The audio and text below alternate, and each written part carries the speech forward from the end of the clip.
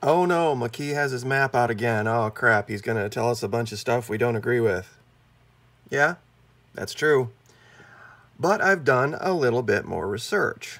As I was instructed by my viewers, look into it, McKee. No, don't just talk like this because, clearly you don't know what you're talking. Really, I don't know what I'm talking about.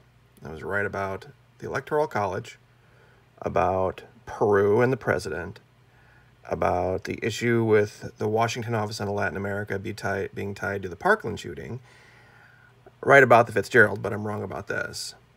Oh, and oil prices. So, why don't we just get it right from 18 U.S. Code 3622? The Bureau of Prisons may release a prisoner from the place of his imprisonment for a limited period if such release appears to be consistent with the purpose for which the sentence was imposed and any pertinent policy statement issued by the Sentencing Commission, blah, blah, blah, if such release otherwise appears to be consistent with the public interest. Appears to be consistent with the public interest, and there is reasonable cause to believe prisoner will honor the trust. If you go down here, it says, engaging in any other significant activity consistent with the public interest. Now you're asking, how could this possibly be, McKee, that releasing prisoners would be in the public interest during a disaster? Well, all you have to do is look it up. When disaster strikes, inmates can move to the front lines of community response.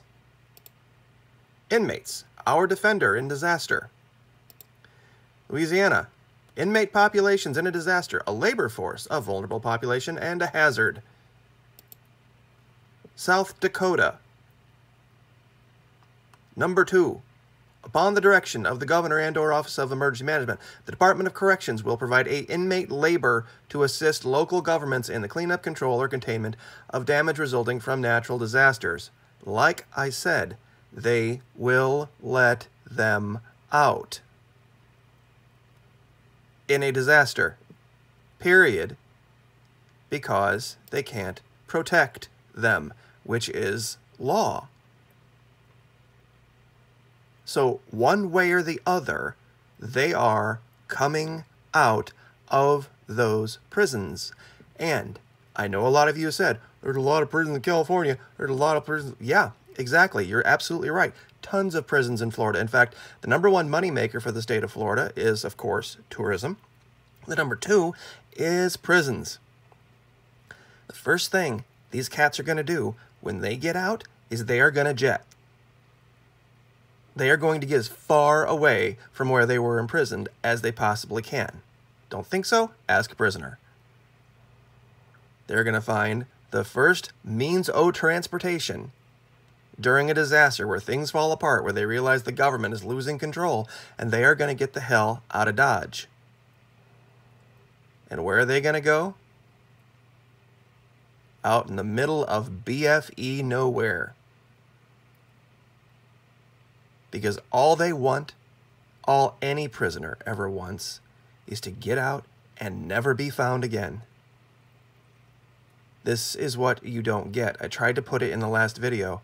You call it shit hits the fan, they call it Tuesday. What they call a bad day and what you call a bad day are two totally different things. And you're like, I'm just going to shoot him. Okay, guess what? A lot of them would prefer it to prison. You ask a lot of them if they were given the opportunity to die attempting to live a free life, wouldn't care. They're not going to use the same risk-reward analysis as you are. And the ones that are in gangs, that have gang backup and gang resources and gang financing, yeah, they're going to find a way to stay the hell away from authorities. And they're going to realize the authorities are going to concentrate in areas where they get the most bang for their buck, so to speak. And that ain't going to be way out here in the middle of nowhere. This is my point. 18 U.S. Code 3622 will be used and implemented. across the board to engage in any other significant activity consistent with the public interest. Yeah, they'll release them saying, oh, okay, we're going to use them for disaster control and riot police and all this other stuff. Once the doors are open and they're out, they're out. And they're not going to have a bunch of people out running around trying to corral these cats back up. Once shit hits the fan in the way that we're talking about here, so that we're all talking about the same thing, we're talking about the government having lost control. In the lead up to that, they're going to try to use every resource they can to maintain control. And we've seen them do it over and over again. South Dakota has it in the books. Louisiana. This is California. Florida has it on our books. Trust me, we do. They were going to actually do it with hurricanes. And they talk about it here. In fact, this quote here is actually something you should really think about. Everything that a city needs to keep operating, a prison also needs. Food, sewer, services, water, bedding, you name it. They're the basic life support things that you need to keep the population alive and well. So if you think about these as cities, little tiny self-contained cities that lose all of those things, lose the ability for those trucks to come in and deliver the food, all of the services that need to happen inside the wire, all falling apart. They're going to stop looking at these prisoners as detainees and start seeing them as state available assets. And they will be released. They will go out in 1,000 different ways for all sorts of problems. Cleanup, firefighting we saw, all sorts of the building flood levees or dikes, whatever. The point being that this isn't something, and you can look it up. Look it up for yourself. If you think I'm making this up, look up Inmates Community Resource During Disaster. And look at all of the plans that are laid out that put these guys out of the prison. You can see them here in Florida every day you want. Drive up and down the highway. And they're doing all sorts of maintenance work. They're out most of the day. And believe me, when everything falls apart, you're talking about a loss of prison guards on a scale, right now, they have 57% of prison guards don't last a year. Shit hits the fan, things fall apart, these guys aren't going to show up. And like I said, you add in the fact of the massive outcry from the community, because we've seen this in other countries where little mini versions of this have happened. And they've gotten their inmates out. So if you want to go out in the middle of nowhere and hole up, okay, fine.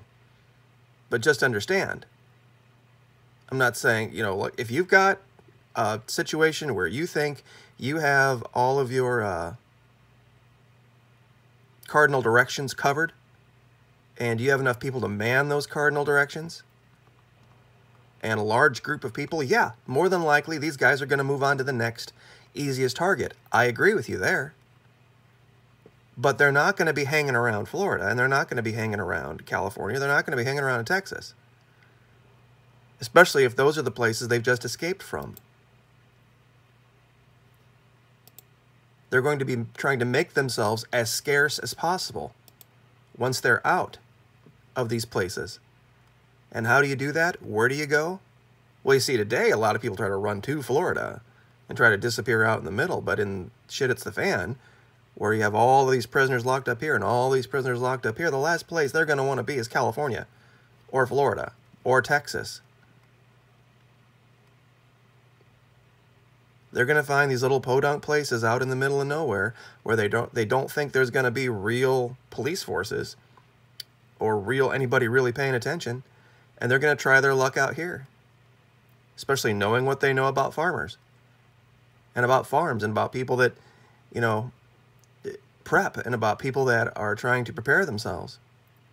And like I said, they don't do the risk-reward analysis like you and I do. They think differently. They operate differently. What you call a bad day, they call Tuesday. I'll say it again.